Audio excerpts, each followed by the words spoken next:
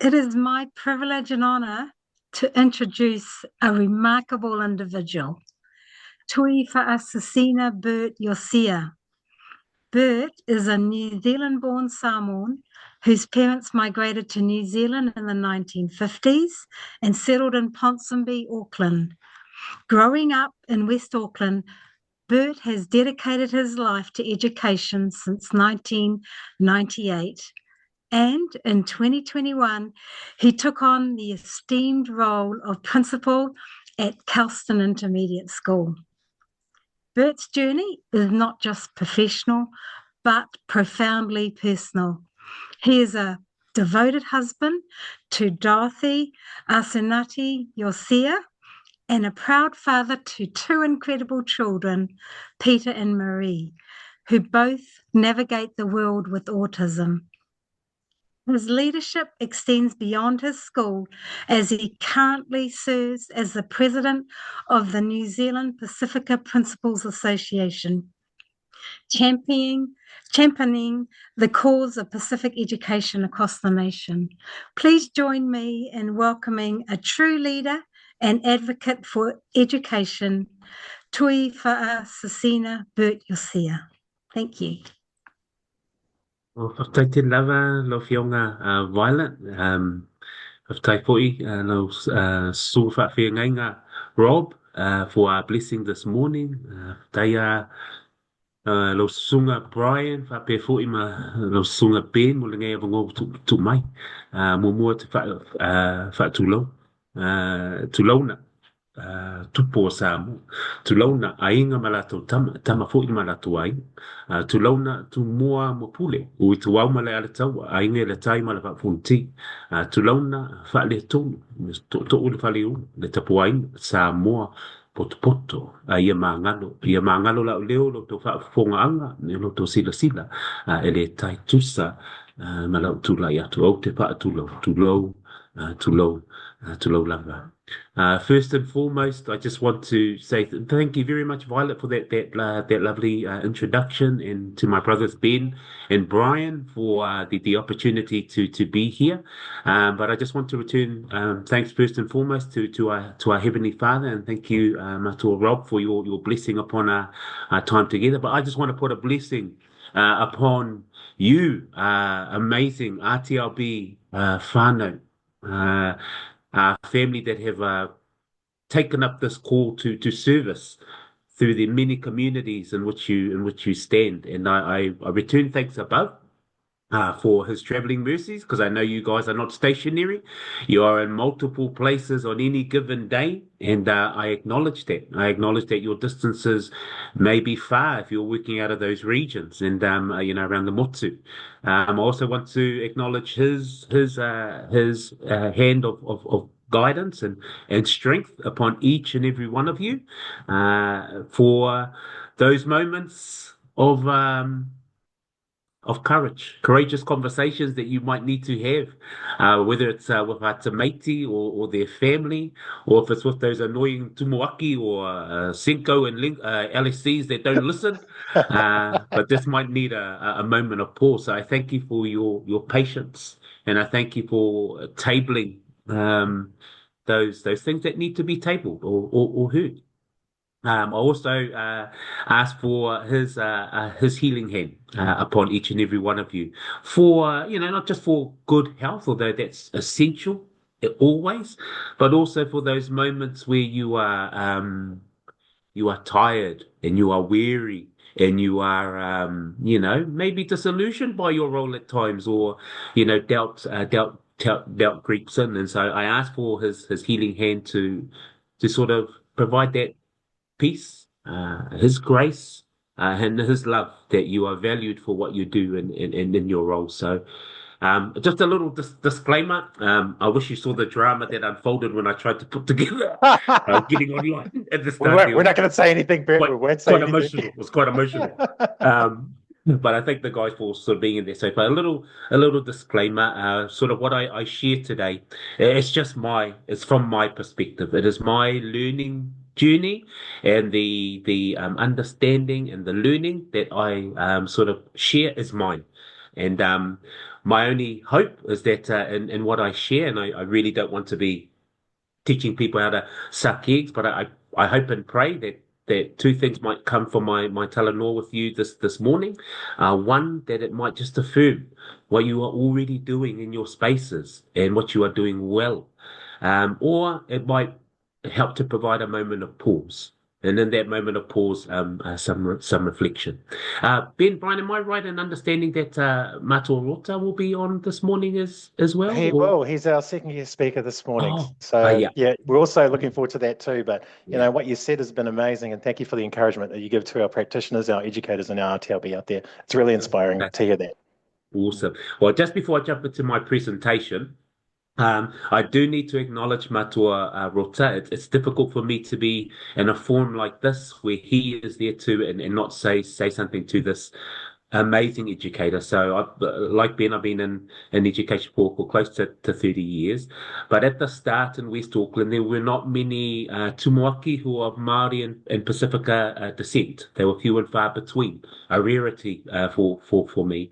And Matua Rota was one of the first tumuaki that I'd seen, a Māori tumuaki that I'd seen, who was quite authentic in that space. I reckon he was a pioneer in a lot of ways in terms of how he engaged. And just a couple of quick things that I remember about Matua Rota.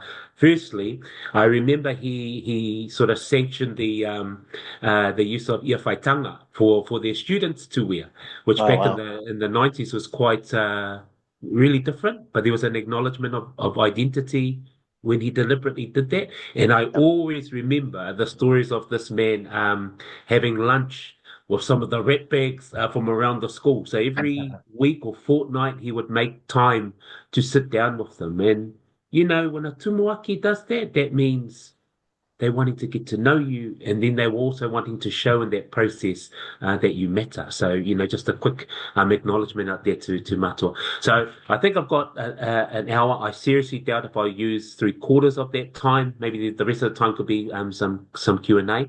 But I'm going to just share my screen now. Awesome. Okay, so I'm just going to assume that it's up and you guys can sort of see what's looking there. good. Looking good. Damn man, thank you, Ben. That's not how you spoke to me this morning, but thank you. I agree. First and foremost, why I'm here today is to share my Pasifika learning journey with you all. So it's a real privilege to be able to do that. How do I move this thing? There we go. So when I share with you today, what I am sharing, I'm going to use some research, and obviously the research is not mine, so I'll try my best to acknowledge that research as I go along. A framework that I'll sort of use to sort of shape my talanoa with you comes from Tautai ole Moana. And so for those of you who are not familiar, Tautai ole Moana is a professional development provision that's based here in Auckland, and they're made up of largely former and current Pasifika principals. And their job is that they sit alongside tumuaki and educational leaders within various spaces around the motu who support Pasifika Tameti and Pasifika communities. So they help to shape their means of engagement, their kaupapa that sort of sits around that engagement, and how our Tameti can be seen within their curriculum. And Tautai is a partnership between NZPF and NZPPA, as you heard before, was the Pasifika Principals Association and MOE. There's a framework that the group uses, a leadership framework, Tautai, and it comes from the research of Dr. Shelley Spiller. Many of you might be familiar with Dr. Shelley Spiller. If not, she's had quite a profound impact on my sort of leadership journey. There's this amazing YouTube clip on YouTube, of course, of a TED talk that she done. It's only about 18, 19 minutes, but it really unpacks wayfinding leadership. And so wayfinding leadership for FIRE is looking at the Tautai, the navigator, our ancestral navigators. And what she sort of points out is that they are fearless explorers. They are skilled navigators who charted, who navigated the uncharted seas, or te moana nui a kiwa. And they're deemed to be, how she frames it, as guardians of wisdom and carriers of ancestral knowledge. But there's a characteristic that she describes the Tautai as, and it's something I often go back to. If you ever were to check it out, that a wayfinder faces the enormity and the fury of the open ocean. So the wayfinder needs to have the strength to be able to noho puku. So that noho puku is quite an interesting term, but what it describes is to be able to sit in the belly of the storm. And so amidst all that chaos, to remain calm, to read the sign, and then from that sign chart a course. So if you can imagine the open sea, and these massive swells and waves that are crashing all around, clouds that have sort of darkened over top, and then all of a sudden a glimmer of light comes out, and it's in that moment that the Tautai is waiting for, that they make that adjustment, that instructions come for the crew to follow, and the skill sets and the knowledge of understanding with the crew responds sort of straight away. And I sort of see that as leadership. It's a real bad advertisement for being a tumuaki, that you're surrounded by chaos sort of all around you. But I think it's a reality for educational leaders, that we Absolutely. go from sort of one chaotic situation to the next, and you have to remain calm and look for that opportunity to respond, and hopefully respond well. So the sort of signpost that I'll grab, and hopefully I do it good enough, is wayfinding, reading the signs, making adjustments, drawing on multiple knowledge, and taking action. So I am the youngest child of the late Sautia Sone Tokumatua, from the village of Lutwhangai Sāwhata, and of the late Motufoa Ineleata Tuku Whaia, of the village of Whaleasi'u i Ana in Western Samoa. My parents were part of that first wave of Pasifika migrants who left the safe haven of their village and family life back in the islands in the early 50s, to answer the call that New Zealand had put out for those labourer jobs that were deemed undesirable by most Kiwis in factories, wharves, as cleaners, etc. So theirs is a typical migrant story, but coming in search of a better life for their family. I view them as Tautai. You know, when I reflect on their journey, I review them as I revere them as pioneers, exploring uncharted waters in search of that hope. But in coming to New Zealand, what they discovered very early on, and you know, it's a typical story for many of us first generation born Pasifika that are here. They found a landscape that was intolerant, and it was ignorant of difference. You would struggle if you did not speak the language, and if you did not learn the New Zealand way of life fast. So they found, or I view, that their journey, they found that their identity and their sense of self needed to be checked at the door. So compromises came fast. So my father's birth name was Sonne, and my mother's birth name was Ineleata. But Sonne quickly became Sunny, and Ineleata quickly became Annie, for the basic need of making life easier for their Kiwi employers. So we were Samoa, and it was confusing, you know, for my siblings and I. I'm the youngest of four. That's me. I'm the little fella there. My sister Tufatsina Eseta, she passed away during COVID, and my two older brothers still have those bow ties today, and I hope they pull it out for church on Sunday. But you know, growing up there was a sense of confusion.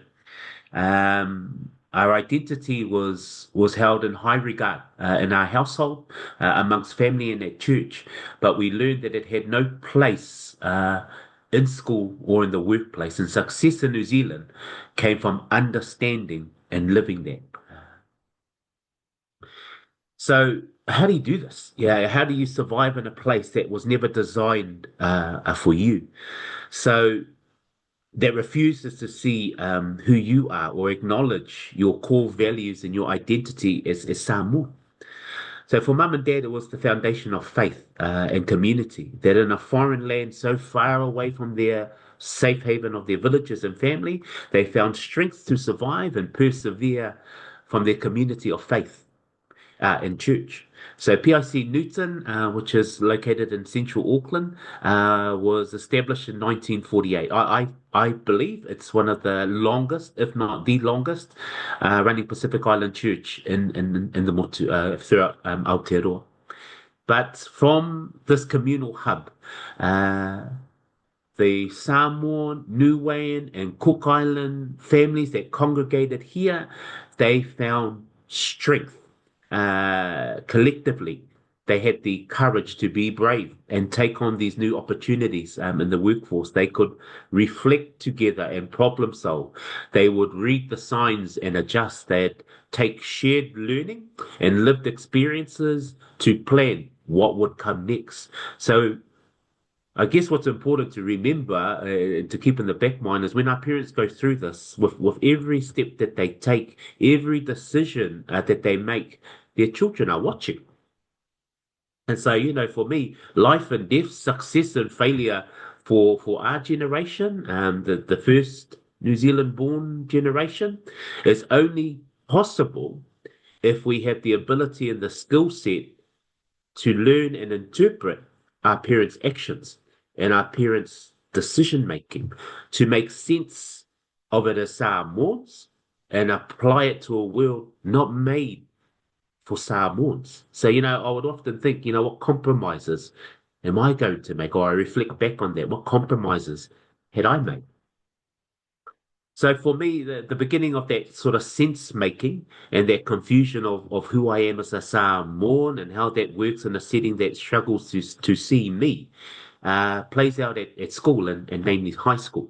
Our brother Ben mentioned Polyfest, and I found this pic of me from my time at Polyfest for St. Paul's College. And St. Paul's College is a high school in central Auckland.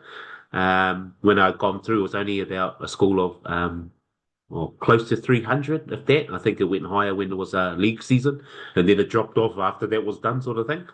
So St. Paul's becomes quite renowned for its rugby league prowess, and at that time I was at school with the Vangana cousins and Stacey Jones. So my learning at high school was twofold for me. Firstly, I understood and I knew failure. And secondly, I came to see the pressure that young Māori and Pasifika are faced when we cannot answer that question of self. So with failure, it's interesting. When I was a year 9, and there was only 3 year 9 classrooms at the time, and so we were streamed. I think many of us went through that process. So I happened to be in the top stream classroom, which is hilarious because there was only 3 classes, but I was in the top stream. But our reports back then, they used to rank you in terms of what you attained from that term. And so in our class of 22, I was always like 19th or 20th.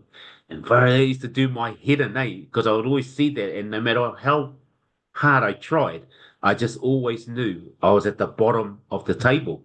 It had such a big impact that at the end of that first year, I actually went to the dean, and my parents didn't know this. And I went to the dean and I said to them, can you put me into the next class, take me out of this top stream? Because my plan was, I wanted to be at the top. That was my ignorant thinking that would happen. And sure enough, I was in like in the top 3 for most of our subject areas that following year. But what I noticed was that the teachers sort of cared. Well, it felt like they cared a little less when you were not in the top stream. Our dropout rates were pretty high. So it's not an excuse, but I just remember that feeling. They're different when you weren't in that top stream. Maybe hope of a future was different. I don't know. That's just how it felt. Long story short, we got to year 11 or 5th form, and at that time we obviously didn't have NCEA, so school cert was the go. And if you didn't do well, you actually repeated your year. I don't know if you guys sort of remember that, but I failed. I remember. Yeah, malo, I've been. Well, I failed. I failed my school cert, and it meant that I was going to have to come back the next year. And so, that was embarrassing enough. But the hardest thing was I was going to have to let my parents know because, you didn't get it online. You got it by mail. And so I was waiting by that letterbox, man. And so I got it and I saw it and I just went, oh, I'm going to have to tell my parents. So there's a thing with our families of public and private face. You know, uh, what you do, what you say, it has an impact on your family. So you carry that name and the honor that goes with it, in all that you say and you do. And I was always brought up knowing that. Many of us are brought up knowing that. And so, to give you an example, when we used to do like parent interviews, my dad would come in and it was the old school, the Marist brothers will sit around the sides of the library and you'd go to your geography teacher, your stats teacher and stuff like that, and you had to book them in. So I remember my dad, here's the one thing about my father. And my father, he got pulled out of school at primary school. His parents passed away when he was very young. So he's brought up by his older sister who was married to a minister. They pulled out of primary school. He became the houseboy. He did all the fe'aus around the house, did the umu on the Sundays, stuff like that. And that's what he was known as. So I made the mistake of thinking my father was not an intelligent man. Mm. So anyway, you go to these interviews, and when we were there, you sit in these interviews, and they would talk about, what I was doing or wasn't doing, and my dad's response would always be the same. It would just be one thing, he'd always let them speak, and he says, "Yeah, thank you for the opportunity and what you do. But the one thing I want to know is my son a good boy?" My dad would always say that every year. He'd turn up every year. He turns up every year, and he would always ask those questions. And in reflecting upon, I always wonder, why the hell would he only ask, that? Others would ask, well, what can we do to sort of wrap around? But what I came to understand is that the trust that families, our parents, especially at that time, would give to schools is high. The teacher is regarded in high regard because they can do something that our parents cannot. That opportunity that they're looking for in terms of a future, it is sort of in our hands and theirs to make a reality. So the one thing my dad could control in my life was getting me to school. He would get me up in the morning and he'd make sure I'm there every single day. That's his one contribution to my crack at a good life in this space. And so when I walked up with that letter saying that I was, I failed my school C, that's the weight I carry in my mind as a child, walking towards my father and my mother. I remember handing it to them, and their responses went two ways. Mum was in tears. And I understood that the grief she was feeling, and it was grief, believe it or not, it was because their hopes of my future were diminishing because I failed. So now what? And so dad was pretty practical. Dad just said, well, son, you got a choice. You either go back or you come to work with me. And I went, go to work? Mm. I haven't worked a day in my life. This guy gets up at 4 o'clock in the morning, what the hell am I going to do here? So I went back and I kept their faces in my mind for that entire second year. But I was desperate. This was I had one chance to do this well and get past, or I'm Dunsky sort of thing. My options become limited. And so it was a turnaround point for me. And I like to say that was a big takeaway there. But at the same time, one of my best mates was also a second year fifth because, misery loves company. And so here we were together. But, school works for some of us and then it doesn't for others. And that just has to be a reality. We need guidance to sort of understand that at some point. So my mate, he tried. Good young man. And but he failed the second time round. So you're gonna have to read between the lines here. But within our Pacifica families, I don't know. I wasn't in the household when he received his letter and when he took it to his family. I don't know the discussions that happened in that space. But, I could make an assumption, and it's not a safe thing to do, that words were said, expressions of disappointment were conveyed. Mm. And so, my mate walked out that house, went down to the beach, found the tallest tree, and he took his life. And that's never left me.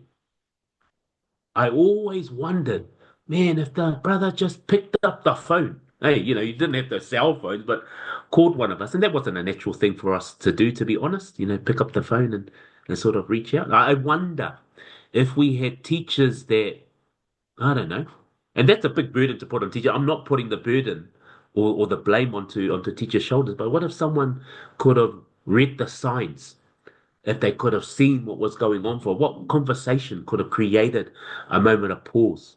So, I take that learning, and I've kept it with me all this time. So then I come to this phase, my young part of my life, and reading the signs, I see the impact that being in a Western society has when that culture is not yours, when your culture of who you are and your identity is not valued. And so I've seen that clash. And we need to be mindful of that when we step into these spaces. Do we see our tamati? Do we see that when they walk through the door, they're not walking on their own? They are standing on shoulders. They are taking echoes of the past as soon as they come into the space. So the action is just the tip of the iceberg, but who they are is, it's beneath the surface. Something. And again, I'm not wanting to uh, teach people how to suck eggs, but that awareness is real. Sense of community. Yeah, well, church faith is a big thing for me. I would say many of our families now may not be as strong in that practice, but the foundation of faith is always there. Whether it's their grandparents that continue to be that voice, it echoes and it's constantly tapping on their shoulder. So their family is that base in which for them, to be able to knock. Hey Ben, you'll say if I'm going over time or when I need to sort of wrap up and stuff. Hey, You're doing amazingly great, okay, Brett. You can okay, carry okay, on the way you're carrying on. It's a okay, great story. okay. And then of course, for being a young man, I understand that the pressures that can sit on the shoulders of young Maori in Pacifica. So whenever I'm dealing with pastoral care issues or things like that, yeah, we can be disappointed in those spaces. We can give consequences as a result of actions, and kids need to know consequences, but they need to know a way back to us. They need to know that VAR doesn't remain as, yeah, you're done now. That they can come back into the fold and that we all wrap around and support. And maybe you do that to the point where you can't do it anymore and they need to take a different trajectory. But my space, it's this. So the adjustments that I've had to make as a leader, from Chalet Spiller's work, she talks about rangatiratanga space, and it's what they call a safe space. And so in that safe space, you come into that safe space and you can talk to anything. So you imagine, you imagine families in particular who might carry some of that grief or that burden from being burned by the system in some way, shape, or form. And no matter how many biscuits you put out on the table, they will still sort of see you as a reflection of that system that just doesn't work for them. So the space has to be safe. One thing that will always impact in my mind, rangatiratanga space, is time. You can make the mistake with time of thinking that you're bound by it. But if you're going to have a talanoa doesn't have a beginning and end. There's just that freedom and space in which to share. And then you look for that glimmer of light. You look for that one thing you can sort of tap into and go, hey, I'm there. I acknowledge, I hear you, and I think this is how I can help, sort of in that space. So, yeah, notes keep turning off sort of. So then I think about, what my impact is on others. So this is my family. This is my wife, Dorothy Bert Iosia. Dorothy used to be a police officer for many years until we had our family. We had our family late in the piece, but uh, God willing, we received our blessings in terms of our two children, Peter Sone Iosia and Marie Tufaina Iosia. So Peter is 10. He actually had a bit of an episode this morning. And my daughter Marie is 7 years old, turning 8 this month. And both of my kids are diagnosed with autism. My Lord. So it's funny. Well, not funny, but in my educational leadership journey, I took on many leadership roles. I've only been in Tumuaki for 5 years, but in my near 30 years of experience, I've had a lot of leadership roles where I've stepped into different spaces. And one of the roles that I had taken on was the DP Senko role at a school. So transition became quite important. Having our talanoa of our families. And what I didn't recognize at the start, but I understand sort of now as a parent of a child of two children with ASD, is the grief that our families carry when they come into the space. And when they see something that's not right, they're saying to you, I don't trust you, I don't know you, but I know my baby and I know what's right for them. Tell me different. Their actions are sort of that little when they came in. And I don't think I really click to that prior to my own children. And, I'm a little disappointed with that. I'm a little ashamed I didn't take the time better to acknowledge what it might have meant for the families to walk in or to be called in to the space to discuss transition and what the impact of transition would look like on our disabled children. So this is the photo here, and my son is sort of second from the left on the chair there. That's Peter. This classroom is called Manulele Ole Lumana, and so it is, I would say, the first Samoan bilingual unit in a special school in the country, and I would say, man, in the world. I honestly don't know of models anywhere. And so PAS, Central Auckland Special Schools, are pioneers in this space, as well as Homeschool of May Road School, in They're taking amazing. on this venture. Yeah, they Amazing. there's no Amazing. design for this. There's just the hope. But there's a foundation of your culture and your identity is key to your success. And as parents of children with ASD, there's so many spaces that we venture into where our own people can be our worst enemy. There's something embedded within our culture that creates a stigma there around our families being encouraged to bring our children into spaces. This is just my experiences, by the way. I don't speak for everyone on that space, but I see it in church. I've seen it in sort of social gatherings or out and about. So for my family and I, and my wife in particular, yeah, I remember the day of the diagnosis for my son. I was in tears, you know. We had parked so far away from Auckland Hospital because of the parking is atrocious over there. And or you might hear my son walking around with a laptop. And we had to walk for miles to go there. And then we get the diagnosis, and it came across cold but factual. Our son has ASD. And I remember putting him on my shoulders and walking from the hospital with my wife. And I'm in tears. I'm in tears because, and it's very selfish at that moment. All my faith had gone out the window. And it was all about the grief that my hopes and my dreams for my son are gone. It's what now? And I know what now is because in my Senko role, I've seen what life looks like for Atamati. I've seen it. And I know that there's a potential that I will have my son for the rest of his life. And so I'm in that moment and I'm in my grief and I'm in my own head. And you might see this play out. Like there'll be times, perhaps with our Māori and our Pasifika Tameti who are sort of diagnosed or not. And you'll see that the ones that often turn up for those meetings, it might not necessarily be dad, but it sure as hell will be mum. or it'd be grandma, or it'll be something along that line. So my wife in this space, as much as I thought I had the knowledge to be of use, it was my wife that was fearless. She was kicking down doors and she was making appointments and she was advocating with the right people. She was getting the wraparound support, and we would go to these meetings. Oh, I shouldn't say we go because she would go to them. I just sit there going, "Yeah, babe, you go, you go." And My little Bert. should be this warrior, this Tautai going to all these things. And let's be honest, the support system, it's not like it's laid out nicely and neatly for you. It's scattered, men. And you have to be able to be either knowledgeable enough or skilled enough or determined enough to get that information or to be in the right spaces.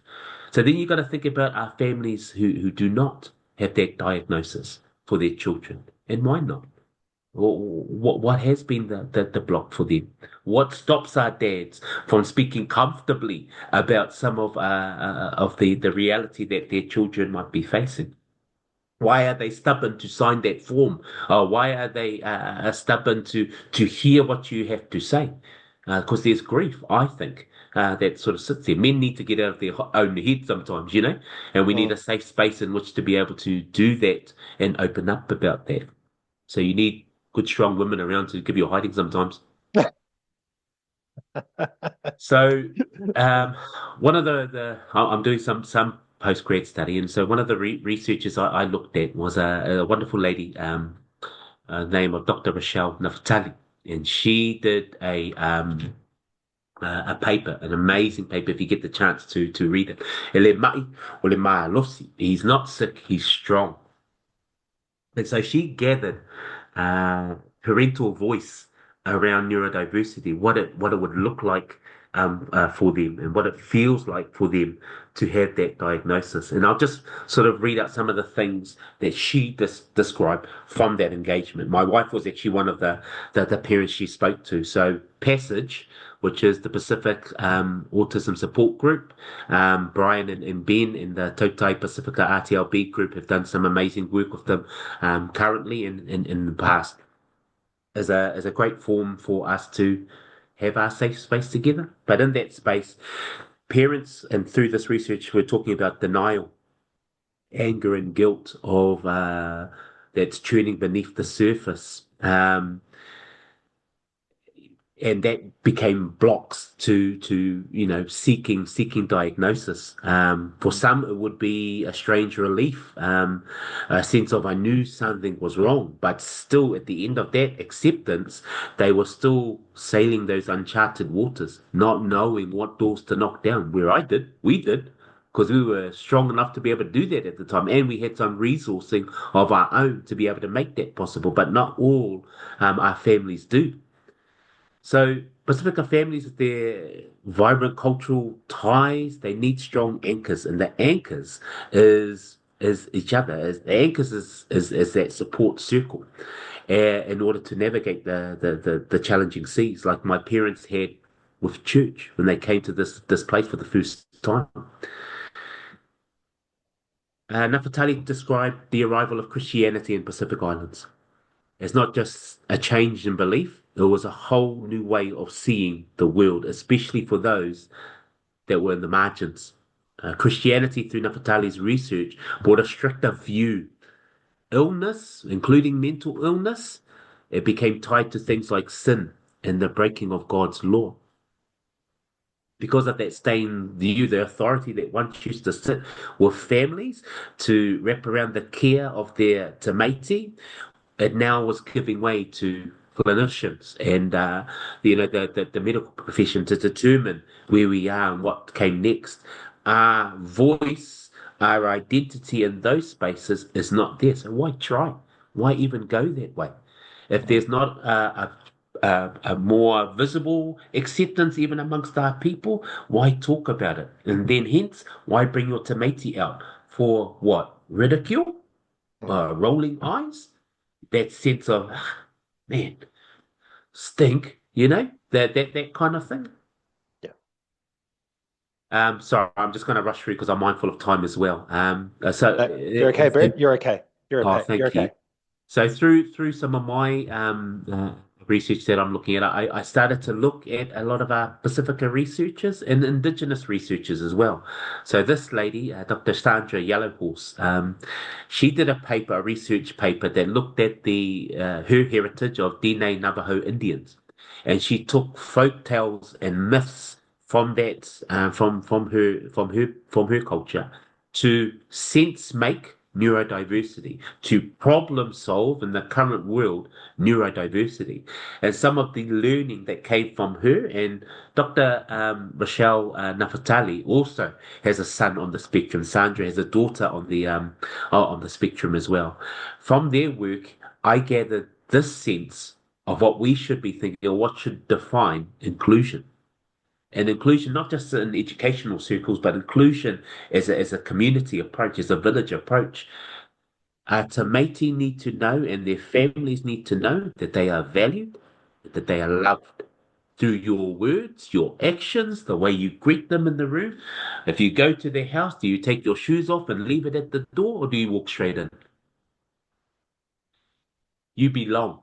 They need to have that sense of belonging, even if it's belonging to you in that moment in time for this discussion. Because I can't always understand the world that they're coming from for Māori and Pacifica, but my ears work and I can reason. And I think I've got enough about me to be able to stay calm in that moment and just hear what's being said, because it might change the agenda that was tabled for this meeting, and now I'm getting a bigger understanding of who they are and why even being there is difficult, or why my presence and how I've worded something is wrong. So, your village is your key to your success, and your Te Māti and our taonga, they are never a burden. There's quite a few Māori research papers that I've looked at as well, where that just sits in essence on the marae within their household, about how the Te Māti, especially those of our disabled Te Māti, are deemed taonga and never a burden. So, I sat in my research yet, I sat in a space where I looked at what's available to us. I looked at the documentation that sits around our Te Māti. So within the learning support space, Education Aid Disability Action Plan, the Autism Spectrum Order Action Plan, Learning Support Action Plan, these things are all relevant. There's very little that sits in there that is specifically talks to the disabled Pacifica child for me and for my family and as an educator. And the documents seem to be disconnected. They are just sort of like, as I conveyed in this slide here, they're like scattered islands. And you need to have the patience and the ability to be able to pull those things together. But it's still not Pacifica. The voice that you have to interpret through those words and what's written up in those policies, where we fit. But then within our own documents, and I talk about Pacifica education documents like Action Plan for Pacifica Education and Tapasa. So these documents are great. They're courageous in a lot of ways. APPE through Key Shift 2, they confront systemic bias and the stormy seas of discrimination. Tapasa through Turu 2 and 3, they advocate for tailoring learning approaches to our Te Māti and respectful relationships. However, the clear guidance for, in my mind, disabled Pacifical learners is still absent in that space. So there are two VAR that are there around these learning support and Pacifica documents that in some way needs to marry in order to make the connection for educational leaders of Pacifica Te Māti with disability, as well as families with children of disability, to understand how to best support Te Māti, because it's there, it's just not connected, so we don't see ourselves in it. And if you don't see yourselves in it, why would you connect? It makes no sense. There's nothing there. Real quick, Melania Knight did a research paper for the Ministry of Education around Te Lava, and so she dares to question that there is a VAR, or there is a space there that needs to be understood and addressed in terms of policy designers, policy writers, and stakeholders that have a lived experience that might not feature in some of these policies that we see coming out, that their voice is absent from that. So she challenges that in terms of Te Lava, of being able to be proactive and deliberate in gathering that voice. The last lot that I sort of had there was around restorative practice. I'm a big believer of restorative practice. I think this restorative practice has lived in Maori and Pacific culture for centuries. I think we live and breathe this space. Mm. So to Te Lava and restorative practice, I believe it is a talanoa in the relational space, but it is our opportunity, especially as educational leaders or educational space, to be able to listen. And listen is active listening to grief, forgiveness, and looking for those pathways of being able to heal. I'm constantly on my teachers about making connection early. Do not let your first conversation with your family's been when things has gone wrong or there's trouble out in the playground. Explain who you are. Get a sense of them somehow. Put out a little blurb about yourself. Do not be a stranger to these families. Open door. So that can be a good or a not so good thing. I think as Tautai, we need to keep that door well open and you need to accept whoever comes through. It might just mean you grab someone else that might have a better set of ears to listen to what's going on and to help with that talanoa that you're going to potentially have. But essentially, and I always come back to this now, through my sort of pathway as a educationalist, as a husband, father, brother, son, is families need to know this about you, if anything else. They need to know you know their child and you care about them. So no matter where they are in their journey, yeah, it's all good. As long as they get that sense of you, they will open up in some way, shape, or form. And the more you show around those two understanding, the more I believe the families will start to come through that door, and then they're sitting well and truly at that table, having that open talanoa. Yeah, own it, fix it, learn from it. Just a skill set that sort of sits around that.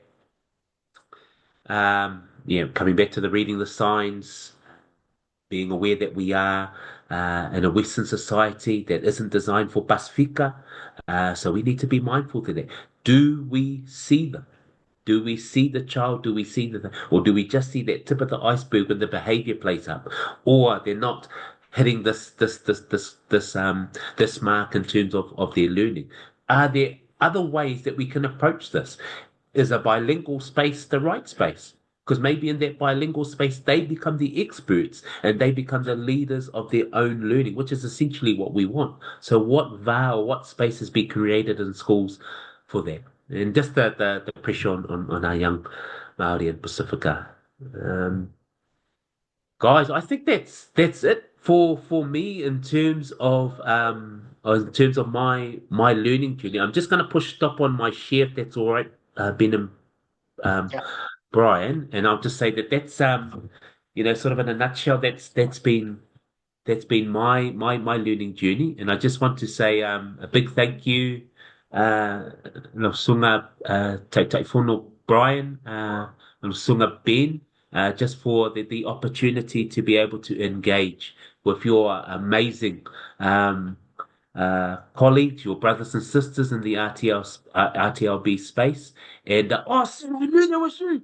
I saw Sarah's name came up and I went, there has to be. I tried to do a Facebook stalk for you. Oh, Maloa, Sarah. Oh, Sarah's my sister from way back. Her younger brother and I were good mates through Teachers College, where we saw Ben mucking around when he was there. But yeah, just a real blessing to be here, and all the best. I hope you get to the holidays soon and you enjoy a good break of time. Malo, love it, Bert. Thanks. There's some really good takeaways from there. One thing I'd like to ask is, and because the theme is about creating the safe space here, Te Lava, what's some good advice for RTLB working with teachers and students that they're supporting, how do they create that space first? What's some good strategies that they can use to create that space when they're working with Pacific students? Oh, I think first and foremost, RTLB family, you need to appreciate and acknowledge the privilege you have of being able to step into kura and then to sit down with that consent with Te Maiti and those families. So, thank you for acknowledging that and the gifting that you bring into the space. I would honestly say, and it's for any of us, to be honest. Oh, sorry, that's my son that's getting a little upset at the back there. He's not going into school today, so it's sort of 1-0, one nil to Peter. I guess in those spaces there, it's with our Te Maiti, it might be difficult because they might not have the words. Listening, being able to just let them know that you can be a trusted person by picking up on something that is strength-based for them, letting that be that common ground being some way of getting into them. All those trust things that you naturally do in your spaces. I mean, you guys are more the experts of that than I am. But I guess, for me, I always keep in the back of my mind that the child doesn't sit there on their own. There are people that are lifting that child up, and they might not be in the room, but they are very much present in some way, shape, or form. So we have to acknowledge that. Great, thank you so much. That's been amazing. I'm going to hand it over to Violet. Violet, are you there? Who's going to do a formal thank you to you? And then from there, we'll carry on. So, Violet, you there? Yep, I'm here.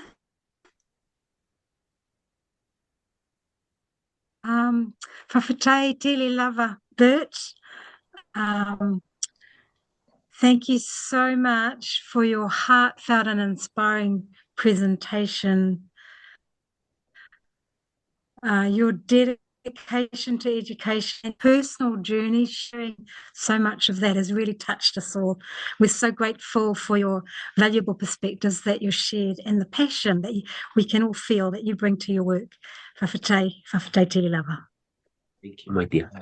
Brett, just from me, thank you so much for joining us this morning. You're an amazing father, and I met your two wonderful children at the Passage movie sometime last year. I think it was either one of them or both of them. I can't remember, but I remember offering ice cream to your son, and his eyes light up with joy. Just simple gestures like that. I think RTLB probably need a lot of patience and a lot of love when working with students, especially teachers who work with students like that. Brett, we appreciate your wisdom. We will endeavour to work harder to connect with our Pacific communities. I know you have to pack for your flight to Canada tonight, and safe travels for you. We really appreciate you spending this time with us. So, you know what, we'll catch up when you get back, Brett. Malanga. We're going to go to our first breakout room, and it's going to be the first time for some of you who are going to meet others from across the motu. You're going to meet teachers, because we've got some teachers in the room in this Fono. We've got a few principals. We've got loaded RTLB here. So it's a chance for you to actually talk with each other, talk about what you've listened to, maybe talk about some key takeaways that you might want to take away with you in your practice. We'll have 10 minutes in our breakout rooms. Is 10 minutes okay, Brian? Anyone like to share, or what you discussed or what you chatted about in your rooms? If you unmute yourselves and just jump in. The ways of actually looking at, excuse my husband with the groceries. That's okay, Joe. That's okay. That's okay. Reading the signs and making the adjustments and drawing on multiple knowledge and taking action, those are super important things to sort of have in the forefront whenever you are working with, families or kids. But also it's important for the kids that they know that they are loved and they belong. Totally agree. Yeah, just yeah. I think my son, if I can think about my son, we just had an email from the Senko last week, and the Senko last week, she was in a bit of a panic. She says, "Oh, how do I engage your son? How do I get him to stop what he's doing? Like, sometimes he walks out of assembly." I mean, my son has autism. He's going to do what he does. And I hate to say, look, he will do things that's outside the box, and all you need to do is just understand him, show him a bit of love, because that's what he likes. And I think I haven't heard from her since, so it must be working well. So, thanks, Joe. Thanks, Joe, for sharing. Is there anyone else? Oh, kia ora, Ben. Lorraine here. Hi, Lorraine. Hi, Pastor Tunuwan here. We're still around. Yeah, good to see you again, my friend. Good to see you guys. It's not so sunny here today, though. Yeah, I don't think it is anywhere. So I met with a couple of people from Tautai, lovely to make connections with someone else, which leads me into one of the things that Bert talked about was not making your first communication with the whānau a negative. So important, and then that communication home is so important. Yeah. These people know their children best, and they know their strengths and who they are. And one of the other things that I really love, and I've thought about many times, had parents like this, was when he said his dad went into school with him, and got all of the academic feedback and the rest of it. And his dad's only words were, "Is my son a good boy?" Yeah. Those are values wrapped up in that one statement all by itself. Yeah. That says everything about a whole person, yeah. Thanks so much, Lorraine. I remember my dad saying that too during our parent interviews. Is my son behaving himself? I think it's a lot of Pacific, a lot of fathers that I've engaged with have also asked similar questions. A lot of them are quiet. There's Dr. Cialata who wrote, was it Dr. Siliva, who wrote a really good paper on, and it was centered around how Pacific fathers engage in parent interviews. There's a whole paper on it. He's got a thesis on that, so it's a really interesting read. I might put that up in the link as well. Thanks very much, Lane. It's really good to see. It's really good to see Gisborne in the house.